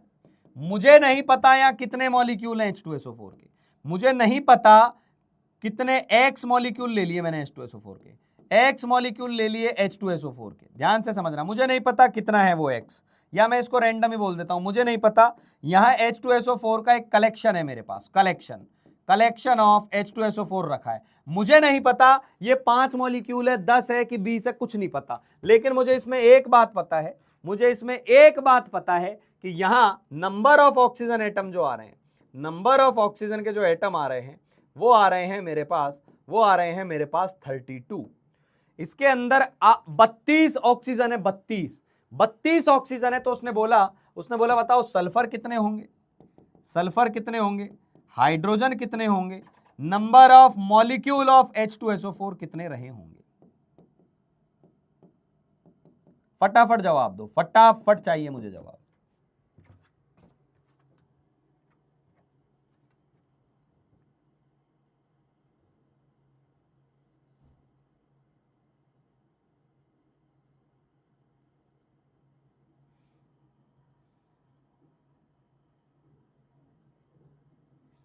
क्वेश्चन सिंपल सा पूछा है, देखो यहां हमें पता नहीं है इस बार मॉलिक्यूल कितने हैं, सीधा बोला इसमें 32 ऑक्सीजन है। तो तुझे ये उल्टा दिमाग लगाना है। देखो अभी तक क्या हो रहा था, एक H2SO4 था तो 4 ऑक्सीजन थे, 5 H2SO4 थे तो 20 था, एक C6H12O6 था तो 6 ऑक्सीजन थे, 7 हुआ तो 6 को 7 से गुणा कर दिया 42 हो गए। इस बार एटम दे दिए, मॉलिक्यूल पूछ लिए, एटम दे दिए और मॉलिक्यूल पूछ लिए। तो देख, एक तो बेसिक दिमाग लगाएगा, बेसिक, जिसको यूनिटरी मेथड बोलते हैं। वो कैसे सोचेगा, वो ऐसे सोचेगा, जब 4 ऑक्सीजन एटम होते हैं, when 4 oxygen atom are present, 4 oxygen atom होते हैं तो मॉलिक्यूल कितना होता है भाई, एक। मॉलिक्यूल कितना होता है, एक होता है। 4 ऑक्सीजन एटम होते तो एक ही तो मॉलिक्यूल होता, लेकिन हमारे पास 32 ऑक्सीजन एटम दिए हैं तो मॉलिक्यूल कितने हो जाएंगे, 8। मॉलिक्यूल कितने हो जाएंगे, 8। ये तो हो गया, ये तो हो गया देसी तरीका कि सीधा सोचा यार 4 है ना, 4 होते, अब 4 का कितना गुना हो रखा है, वो 8 गुना हो रखा है। 4 का कितना गुना हो रखा है, 8 टाइम्स हो रखा है, यानी यहाँ 1 H2SO4 नहीं है, 8 H2SO4 है। दूसरा आदमी इसको कैसे करेगा, दूसरा आदमी इसको कैसे करेगा कि सर मैं क्या करूंगा इसके अंदर, इसको मैं इधर बना देता हूं, फॉर्मूला अलग कर देता हूं। सर मैं इसके अंदर ये फॉर्मूला यूज करूंगा, नंबर ऑफ एटम्स, किसके एटम्स, ऑक्सीजन के एटम्स। तो नंबर ऑफ ऑक्सीजन एटम्स बराबर क्या आ जाएगा, number of H2SO4 molecule, number of H2SO4 molecule into किसकी बात कर रहे हैं, ऑक्सीजन की, तो इंटू उसकी एटॉमिसिटी क्या है, 4 है। तो सर मुझे ना ये 32 दिया हुआ है और मैंने मान लिया यहाँ मॉलिक्यूल्स का जो नंबर है वो मुझे नहीं पता क्या है, तो उसको मैंने नंबर ऑफ मॉलिक्यूल ही लिख दिया, इंटू 4 कर दिया। तो बेटा क्लियर हो गया ना कि H2SO4 के मॉलिक्यूल 8 आएंगे, H2SO4 के मॉलिक्यूल 8 आएंगे। क्या ये सभी को समझ में आया या नहीं? क्या ये एकदम मक्खन है भाई, बहुत सिंपल सी बात है, बहुत 9-10th की बात है, बहुत चिन्नी मुन्नी बात है। क्या ये चमका सभी को? इसको बोलते हैं लल्लू प्रॉब्लम, इसको मैं बोलता हूं LP, लल्लू प्रॉब्लम। क्या ये चमका सभी को? चमक गया? अब जैसे ही ये 8 आए, 8 आते ही तो सारी कहानी खत्म हो गई। सर 8 आ गए तो हाइड्रोजन कितने हो जाएंगे, अब 8 आ गए तो सल्फर कितने हो जाएंगे, अब तो सल्फर कितना आ जाएगा, 1 में होता है 1 तो 8 में होगा 8। हाइड्रोजन कितना होता है, 1 में होता है 2 तो 8 में होगा 16। Answer, answer. ठीक ठीक, जिनको नहीं आया उनको एक बार और बताता हूं, जिनको नहीं आया उनको एक बार और बताता हूं कि मान ले, ध्यान से सुनना, ध्यान से सुनना, ध्यान से सुनना। तुम बताओगे ये चीज, मेरे पास 5 मॉलिक्यूल दे दिए किसके, कैल्शियम फॉस्फेट के, 5 मॉलिक्यूल दे दिए कैल्शियम फॉस्फेट के, और मैंने बोला बेटा बताओ कैल्शियम का नंबर कितना है, नंबर ऑफ कैल्शियम एटम कितना है, नंबर ऑफ फॉस्फोरस के एटम कितने हैं, और नंबर ऑफ ऑक्सीजन एटम कितना है। तो ये सवाल बहुत आसान होता है, ये सवाल बहुत आसान होता है, अधिकतर बच्चे कर लेते हैं। प्रॉब्लम पता है कहां आती है, अटकते कहां है? जब मैंने बोला कि मुझे कैल्शियम फॉस्फेट का एक सैंपल दिया है, मुझे नहीं पता उसमें कैल्शियम फॉस्फेट कितना है, कैल्शियम फॉस्फेट का सैंपल, सैंपल मतलब बहुत सारे कैल्शियम फॉस्फेट हो सकते हैं, पर इसमें बोला है इट हैज लेट्स से इसको मान लेते हैं कि इसके अंदर सर, इसके अंदर it has 40 oxygen atom, 40 oxygen atoms. Then find out number of molecule कितने हैं, मॉलिक्यूल कितने हैं, नंबर ऑफ कैल्शियम एटम कितने हैं। फटाफट करेंगे इसको, फटाफट सॉल्व करो सभी लोग।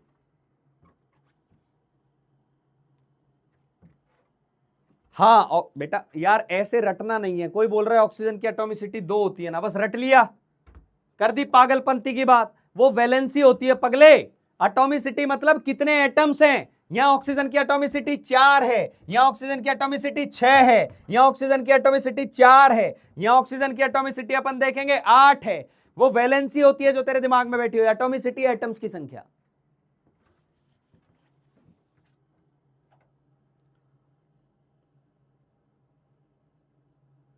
यस, एकदम बढ़िया, एकदम बढ़िया। अब आप क्या बोलोगे, देखो सर 5 है ना, तो पहले 1 में गिन लेते हैं, 1 की कैलकुलेशन एक डब्बे में अलग कर लिया करो, 1 की कैलकुलेशन। मैं तो हमेशा पूरे मोल कॉन्सेप्ट चैप्टर में यही बोलता हूं, 1 में गिन लो। 1 में कैल्शियम 3 है, फॉस्फोरस ध्यान देना आपको 1 दिखेगा लेकिन 2 बाहर भी मल्टीप्लाई हो रखा है, ऑक्सीजन 8 होते हैं, ऑक्सीजन 8 होते हैं,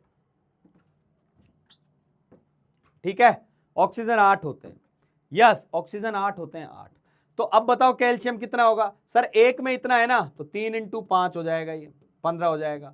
ये 1 में 2 होते हैं तो 5 में 10 हो जाएंगे, और सर ये 1 में 8 होते हैं ना, तो ये 40 हो जाएंगे,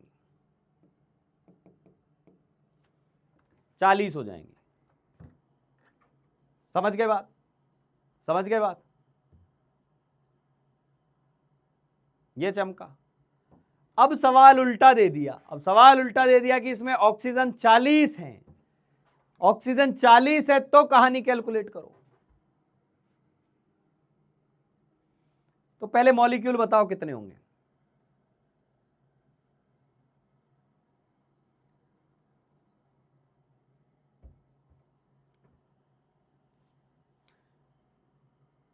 हाँ एकदम। अब समझो, अब जिनको नहीं समझ आया वो क्या करेंगे, वो चुपचाप अपना फॉर्मूला लगाएंगे। एटम्स किसके बराबर होते हैं जी, एटम्स होते हैं मॉलिक्यूल इनटू एटॉमिसिटी के बराबर। एटम्स होते हैं मॉलिक्यूल इनटू एटॉमिसिटी के बराबर। सर यहाँ एटम जिसका लिखेंगे उसी की एटॉमिसिटी लिखेंगे, यस। ऑक्सीजन के एटम दिए हैं तो यहाँ भी ऑक्सीजन के एटम लिखो और यहाँ ऑक्सीजन की एटॉमिसिटी लिखना फिर। ठीक है सर, तो एटम कितने दिए 40, मॉलिक्यूल कितने हैं पता नहीं, एटॉमिसिटी कितनी है ऑक्सीजन की, एटॉमिसिटी का मतलब होता है एक में कितने हैं, एक में, तो एक में कितने हैं 4 × 2 8 हैं सर, 8। तो मॉलिक्यूल कितने आ गए 5 आ गए सर, 5 आ गए। अरे भाई यहां 5 थे तब ऑक्सीजन 40 थे, तो पापी आत्मा जब 40 ऑक्सीजन होंगे तो मॉलिक्यूल 5 होंगे, सिंपल सी बात है यार, क्लियर। और जब ये 5 है, जब ये 5 हो गए आपके पास, तो कैल्शियम कितना आ जाएगा बेटा, एक में 3 है तो 5 में 15 होगा। मेरे हिसाब से एक बच्चे को यहां जो बैठा है उसको एटॉमिसिटी एकदम दिमाग में घर कर गई होगी, बैठ गई होगी कि क्या होती है एटॉमिसिटी। क्लियर।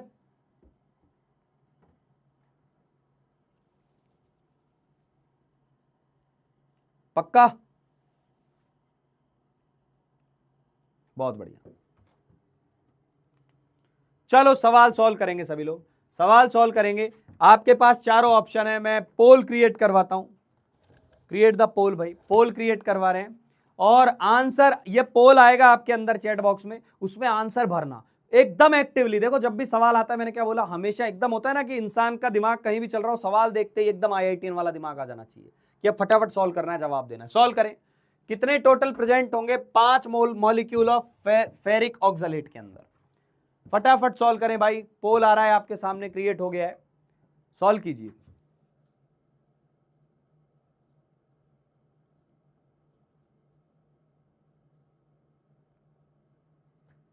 अरे अभी कहां छुट्टी होगी भाई, अभी कौन सी छुट्टी, क्लास चलेगी 6:15 बजे तक। भूल गए आप लोग, आज क्लास लेट स्टार्ट हुई है तो लेट खत्म होगी यार, ऐसा थोड़ी होता है।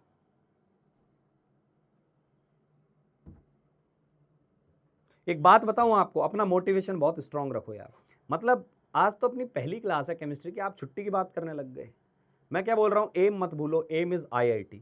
और उसको बार बार देखोगे आपको समझ में आ जाएगा कि यार लाखों तैयारी कर रहे हैं, लाखों 15-20 लाख बच्चे आपके जैसे बैठे हुए हैं। चलो उनमें से कंपटीशन हटा भी दूं मैं कि कुछ लोग तो ऐसे ही फॉर्म भर देते होंगे, फिर भी कोटा, सीकर, पटना, हैदराबाद, विजयवाड़ा, ये इतने बड़े बड़े हब जो बने हुए हैं, यहाँ इतना बच्चा पहले से बैठ के एक एकदम स्ट्रक्चर्ड वे में तैयारी करने में लगा हुआ है। और तू यदि कॉम्पीट करना चाहता है उनसे और तू बोल रहा है छुट्टी, तो गजब की बात कर रहा है भाई। वो क्लास भी कर रहे हैं, एक्स्ट्रा क्लास भी कर रहे हैं, DPPs भी सॉल्व कर रहे हैं, पता नहीं क्या क्या कर रहे हैं, और आप बोल रहे हो छुट्टी। तो एक बार सोच लिया करो ये चीज लिखने से पहले। हाँ बेटा, हाँ जी, आंसर आया, आंसर अधिकतर बच्चों का आ रहा है क्या, डी ऑप्शन दे रहे हैं। चलो मैं देखता हूं, चलो देखते हैं। अच्छा ठीक है, जिनका आंसर आ गया वो बता दो क्या आ रहा है। 100 आ रहा है, रॉन्ग ऑप्शन है। हो सकता है रॉन्ग ऑप्शन हो, मैं चेक कर लेता हूं, हो सकता है बेटा, हो सकता है, हो सकता है। तो इसकी एटॉमिसिटी टोटल कितनी है, टोटल Fe कितना आएगा, 2 आएगा। कार्बन कितना आएगा, कार्बन आ जाएगा 2 × 3 6 आएगा। ऑक्सीजन कितना आएगा, ऑक्सीजन 12 आएगा। बिल्कुल सही है भाई, 100 आएगा, 100। ई ऑप्शन आएगा, ई ऑप्शन आएगा, ई आंसर होगा 100। पता नहीं लोगों ने डी कहां से दिया, अच्छा उन्होंने क्लोजेस्ट आंसर दे दिया होगा 95। तो ये आ गया आपके पास 20, ये आ गया 20। तो नंबर ऑफ टोटल एटम कितने आ जाएंगे, नंबर ऑफ टोटल एटम कितने आ जाएंगे, जिनका 100 आया है बिल्कुल सही आया है भाई, जिनका 100 आया है उनका बिल्कुल सही आया है, 100 आएगा एटम, 100 एकदम सही है। 100 जिन लोगों का आ गया एकदम परफेक्ट है, ई ऑप्शन आएगा यहां पर जो कि 100 होगा। क्लियर। चलो जी अगले वाले सवाल पे चलते हैं।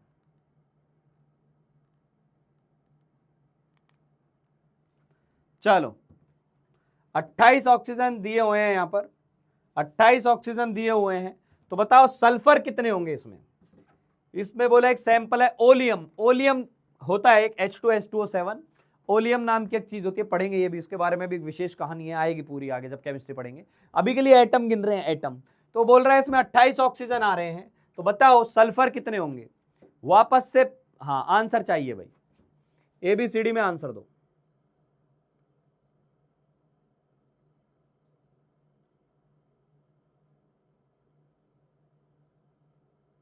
हाँ जी, A फॉर अहमदाबाद या B फॉर IIT बॉम्बे? बताओ बताओ बताओ बताओ, या D फॉर IIT दिल्ली? कुछ कैलकाटा भी जा रहे हैं। देखा, समझ में आने लग गया तुमको, एटॉमिसिटी फोड़ दी है आप लोग। बिल्कुल सही एकदम, 28 ऑक्सीजन एटम है ना। और पूछा है टोटल नंबर ऑफ सल्फर कितना होगा। तो वही बात, पहले हम क्या करेंगे, नंबर ऑफ ऑक्सीजन एटम आपको दिया है, नंबर ऑफ ऑक्सीजन एटम दिया। देखो जो होशियार बच्चे हैं ना यार, वो कोई फॉर्मूला वॉर्मूला नहीं लगाते। होशियार बच्चा पता है क्या देखेगा, एक में कितना ऑक्सीजन है, 7 है, एक में 7 है और टोटल 28 बोल रहा है, 7 × 4 करते हैं तो 28 आता है। इसका मतलब ऐसे सैंपल 4 मॉलिक्यूल लिए हुए हैं, 4 मॉलिक्यूल। अब 4 मॉलिक्यूल लिए हुए हैं तो एक मॉलिक्यूल में 2 सल्फर, तो 4 में 8 होंगे। आंसर आ गया, टिक मारो, आगे बढ़ोगे। ऐसे थोड़ी ना, number of oxygen atom is equal to number of molecule into करेंगे 7 करेंगे, फिर वैल्यू रखेंगे। सर वैल्यू यहाँ 28 है, सर हमें पता नहीं कैलकुलेशन में क्या मिस्टेक हो गई, हम कुछ गलत वैल्यू पुट कर दिए, नंबर ऑफ मॉलिक्यूल हमारा सही नहीं। अरे इतनी बातें नहीं करनी होती भाई, इतनी बातें नहीं करनी होती। 4 मॉलिक्यूल आ गए, 4 मॉलिक्यूल आ गए तो एक में सल्फर कितना होता है, एक में सल्फर कितना है, 2 है, तो 4 में कितना होगा, 8 होगा। आंसर बी होगा, आगे बढ़ जाएंगे। क्लियर? तरीका ये पकड़ो जो मैंने आपको बताया है, तुरंत कैलकुलेशन करो टिप्स पे, तब होशियार लोग बनोगे। चलो आगे बढ़ते हैं, ये कर दो। कैल्शियम सल्फेट का एक हाइड्रेटेड दिया हुआ है आपको, हाइड्रेटेड कैल्शियम सल्फेट दिया है जिसमें बोला है 30 ऑक्सीजन है। लो भैया 30 ऑक्सीजन है, फटाफट बताओ मॉलिक्यूल कितने हैं, और मॉलिक्यूल कितने हैं तो हाइड्रोजन कितने हैं, आंसर क्या आएगा? मुझे तो समझ में आ गया, मुझे समझ में आ गया। एक में 6 ऑक्सीजन है तो 30 में कितने मॉलिक्यूल होंगे? मॉलिक्यूल आ गए तो फिर फटाफट हाइड्रोजन भी आ जाएगा, फटाफट हाइड्रोजन भी आ जाएगा। देख कितना मजा आएगा अभी। करो करो करो, सॉल्व करो सॉल्व करो सॉल्व करो।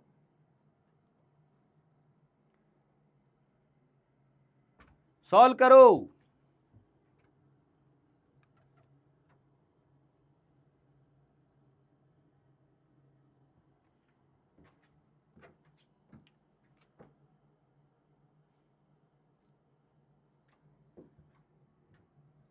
यस, जिनका आंसर आ गया सी, एकदम बिंदास रहिए, आंसर सही है। देखो भाई इसमें ऑक्सीजन कितने हैं, ऑक्सीजन 30 है, 30 तो ये 4 है और ये 2 आ गए, 6 हो गए। तो वही बात मैं फिर से लिखूंगा, oxygen atoms is equal two molecules into atomicity.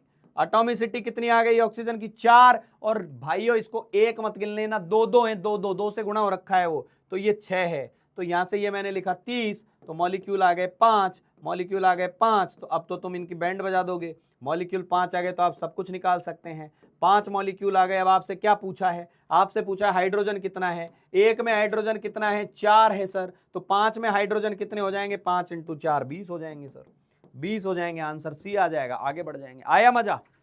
चलो ये करो, मोहर सॉल्ट दिया हुआ है, मोहर सॉल्ट दिया हुआ है, मोहर सॉल्ट। फटाफट टिप्स पे आंसर देखता हूं, फटाफट यहां किसका आंसर टक से आ जाता है। मोहर सॉल्ट यहां दिया हुआ है, बोल रहा है टोटल नंबर ऑफ नाइट्रोजन 40 है, टोटल नंबर ऑफ नाइट्रोजन 40 है। तो बताइए ऑक्सीजन कितने होंगे, बताइए ऑक्सीजन कितने होंगे फटाफट।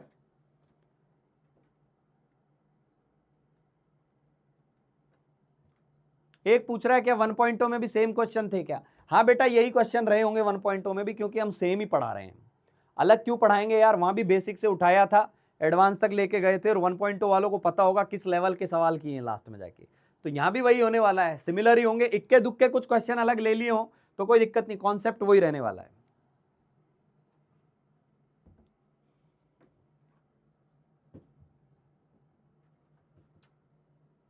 आंसर आंसर आंसर, फटाफट फटाफट, बस निकलने वाली है, ट्रेन निकल जाएगी, सभी लोग जल्दी बैठे जी।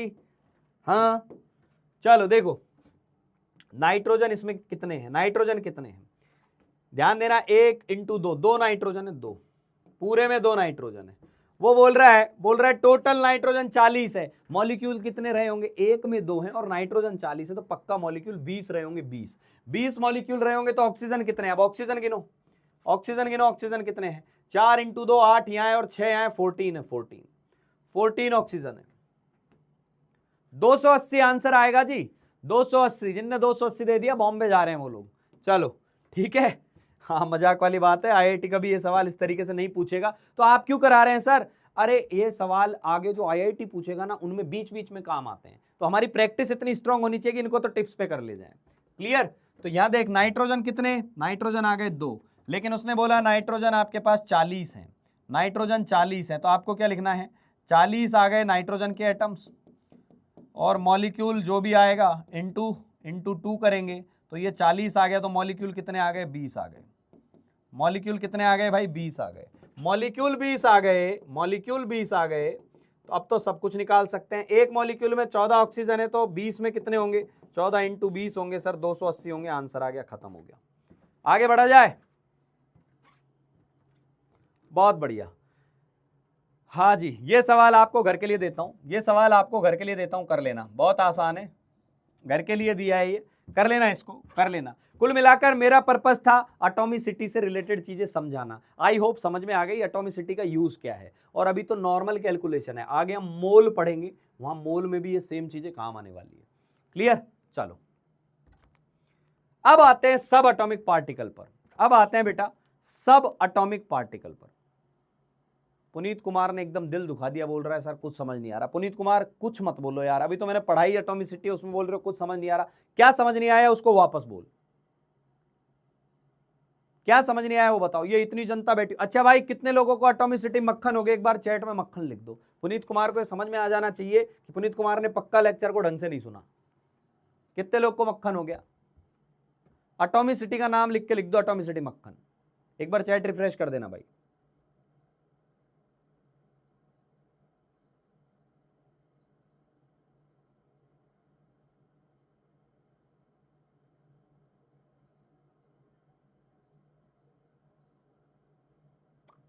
वही तो यार, इतनी सिंपल चीज है, बहुत सिंपल चीज है बेटा, इसमें कुछ है ही नहीं।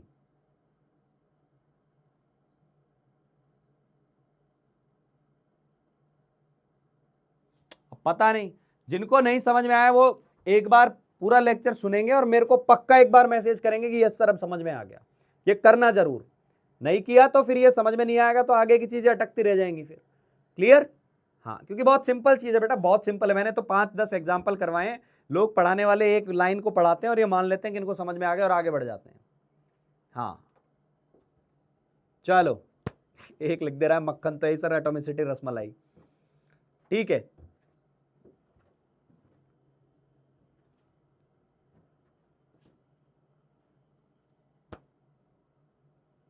ठीक है जी। अब देखो और क्या याद रखना है, सब एटॉमिक पार्टिकल किसको बोलते हैं, जो एटम का भी एक पार्ट है। एटम्स के फंडामेंटल पार्टिकल।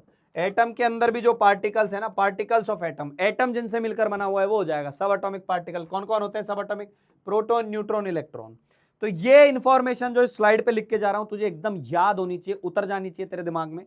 इलेक्ट्रॉन का सिंबल होता है बेटा -1 E0, सिंबल होता है -1 E0। ये किस बात को बताता है, इसका चार्ज है, और ये 0 मतलब उसका मास नेग्लिजिबल है, बस नोटेशन है, याद रखने वाली बात है।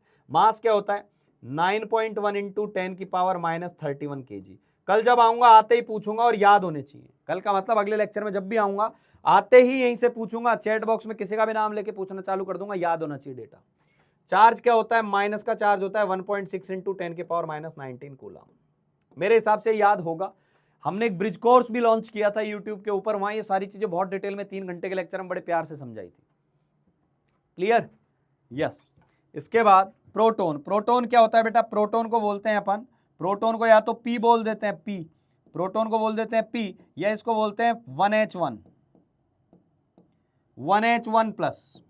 यानी हाइड्रोजन का जो न्यूक्लियस होता है ना, हाइड्रोजन का न्यूक्लियस बेटा, एक्चुअली हाइड्रोजन में होता क्या है, हाइड्रोजन में एक तो प्रोटॉन होता है, हाइड्रोजन में एक प्रोटॉन होता है और बाहर एक इलेक्ट्रॉन घूमता रहता है। हाइड्रोजन के अंदर एक ही प्रोटॉन होता है और एक इलेक्ट्रॉन घूमता रहता है। इस इलेक्ट्रॉन को बाहर निकाल दिया तो बचा क्या, प्रोटॉन। तो उसने बोला हाइड्रोजन, और ये प्लस लिखने का मतलब इलेक्ट्रॉन बाहर निकाल दो, इसको प्रोटॉन बोलते हैं। तो प्रोटॉन का मास क्या होता है, याद रखना है 1.66 इंटू 10 की पावर -27 kg। समझ में आ गई बात?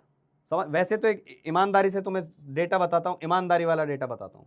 ईमानदारी वाला डेटा क्या है, प्रोटॉन का मास होता है 1.672 into 10 to the power -27 kg। और इंटरेस्टिंगली नाइट्रोजन को बोलते हैं 0N1, ये इनके नोटेशन है, ये इनके नोटेशन है। तो नाइट्रोजन को क्या बोलते हैं बेटा, नाइट्रोजन को क्या बोलोगे, नाइट्रोजन को अपन बोलेंगे, नाइट्रोजन नहीं सॉरी न्यूट्रॉन। न्यूट्रॉन की हम बात करें तो ये होता है 1.675।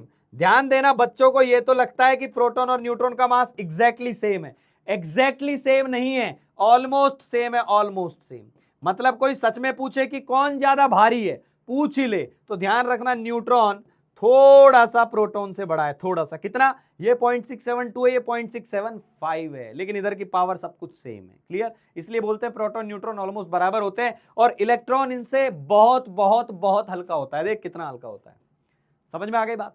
और इधर चार्ज बोलेंगे तो प्रोटॉन का और इलेक्ट्रॉन का चार्ज बराबर होता है, तभी तो न्यूट्रल होता था, और न्यूट्रॉन का तो 0 होता है। अब एटम के अंदर ये भी होता है, ये भी होता है, ये भी होता है, इन सबको जोड़ दोगे तो नेट चार्ज क्या आएगा, 0, क्योंकि ये भी उतना ही माइनस में चार्ज, ये भी प्लस में, तो ये 0 हो गया, और न्यूट्रॉन तो 0 ही है।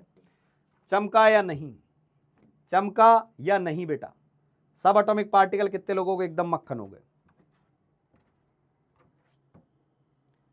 सर किसी ने कोर्स नहीं देखा तो क्या देखना जरूरी है? बेटा जरूरी तो नहीं है, हम यहाँ बिल्कुल बेसिक से पढ़ा रहे हैं, जरूरी तो नहीं है। लेकिन 1.0 वालों ने क्या किया था, पहले ब्रिज कोर्स भी सुन लिया था अच्छे से, और फिर मेरे को वापस भी सुना, तो फोड़ दिया था एकदम। तो आपने यदि सुन लिया है ठीक है, नहीं सुना है तो अब जो लेक्चर बोल रहा हूं ना, इसको बिल्कुल भी स्किप मत कर, तेरा काम यहां से पूरा 100% हो जाएगा। बेटा सिंबल जो है ना, सिंबल, सिंबल में समझाने का कुछ भी नहीं है, सिंबल में समझाने का कुछ भी नहीं है। एटम के सिंबल जरूर समझाऊंगा, एटम में नीचे जो लिखा होता है उसका अलग मतलब होता है, ऊपर जो लिखा होता है उसका अलग, ये तो याद रखने के ही है, इनमें समझाने का कुछ भी नहीं है। ये कहीं लिखे हुए आ जाए, तुझे याद रखना है कि ये इलेक्ट्रॉन के बारे में बात कर रहा है, ऐसा लिखा हुआ है तो ये प्रोटॉन है, और ऐसा लिखा हुआ है तो ये न्यूट्रॉन है, बस। इसमें समझने का कुछ है ही नहीं। ये लोगों ने बोल दिया, तेरी इच्छा होती तू बोलता कि नहीं मैं न्यूट्रॉन को ऐसे लिखूंगा, कल से मैं न्यूट्रॉन को ऐसे लिखूंगा, तो ऐसे मान लेते उसको। तो ये तो लोगों ने जो नोटेशन दे दिए वो दे दिए, ठीक है। सिंबल्स पे अभी मत जाना, सिंबल्स में एटम के समझाऊंगा जो अगली क्लास में आएंगे। यहां आएगा रिप्रेजेंटेशन ऑफ एटम, उसको समझाऊंगा, वो काम की चीज है। तो 1% भी पैनिक मत हो। क्लियर? चलो तो आज के लिए इतना ही रखते हैं, आज के लिए इतना ही रखते हैं बेटा, ठीक है। आज के लिए इतना ही रखते हैं। ये वाली चीज आपको याद करनी है, याद करना है। इसमें अभी समझने का कुछ है ही नहीं, इसमें कुछ भी समझने का नहीं है। ये डेटा सीधा का सीधा याद करने वाला है। क्लियर? जो समझने वाली बात थी वो थी एटॉमिसिटी, वो मैंने आपको बहुत अच्छे से समझाई है। उस पर कल मैं और 5-10 सवाल कराऊंगा, जिनका नहीं भी हुआ होगा उनका एकदम मक्खन हो जाएगा। 10 सवाल एटॉमिसिटी के और दूंगा, और आज डीपीपी में और दूंगा। उनसे भिड़ना, लड़ना, झगड़ना उन सवालों से नहीं हो तो कोई बात नहीं, घबराना नहीं है। आईआईटी की तैयारी कर रहा है बेटा, पहली बार में सवाल हो जाएंगे ऐसा इसकी संभावना बहुत कम है। 10 सवाल में से 4 भी हो जाते हैं ना तो आदमी सेलेक्ट माना जाता है आईआईटी एडवांस के पेपर के अंदर। ये ध्यान रखना तुम लोग। तो धीरे धीरे पचानी है। आपका माइंडसेट अभी 9-10th वाला है, तो आपको लगेगा अरे यार वहां तो मेरे 100% नंबर आ जाते थे पूरा। ऐसा होता तो इतनी तैयारियां करानी पड़ती, ऐसा होता तो ये बड़े बड़े शहरों में इतनी कोचिंगें चलती। ऐसा नहीं है भाई, पेपर का लेवल होता है अच्छा खासा। क्लियर? तो धीरे धीरे, तो लेक्चर को अच्छे से सुनना, समझना, और फिर भी डाउट रहे तो कल वापस आऊंगा अगले क्लास में, एक एक चीज क्लियर हो जाएगी। क्लियर? चलिए बेटा, तो होमवर्क तो सुन जा। होमवर्क ऐसे मत, ऐसे नहीं भागने दूंगा, होमवर्क सुन ले, होमवर्क सुन ले। आज का तुम्हें एक डीपीपी मिलेगी, डीपीपी 2, वो करनी है, वो करनी है, और रिवीजन करना है लेक्चर का। और जब आप ये काम कर लो और आपको लगे कि हाँ लेक्चर समझ में आ गया, तो टीसीएस सर को बराबर इंस्टा पे, प्लेटफॉर्म्स पे, किसी पे भी आप जाके मैसेज जरूर कर देना। मुझे टाइम मिल गया तो मैं देखूंगा, है ना। लेकिन मुझे अंदाज, उससे क्या ट्रैकिंग सी रहती है कि हाँ यार बच्चे पढ़ रहे हैं, दैट्स इट, और कुछ नहीं है। क्लियर भाई? चलिए आज के लिए इतना ही बढ़िया। और ये देखो, हमने आपके लिए कम्युनिटी भी बनाई हुई है, आप उनको ज्वाइन करें। जो भी हमारे पास अच्छा मटेरियल या अच्छी चीजें, डिस्कशंस की कुछ भी आएंगे, हम वहाँ शेयर करते रहेंगे। Stay connected with us. Join the MissionJeet community. पढ़ते रहिए, मस्त रहिए, आबाद रहिए, यहां रहिए चाहे अहमदाबाद रहिए। Bye bye, good night, love you all.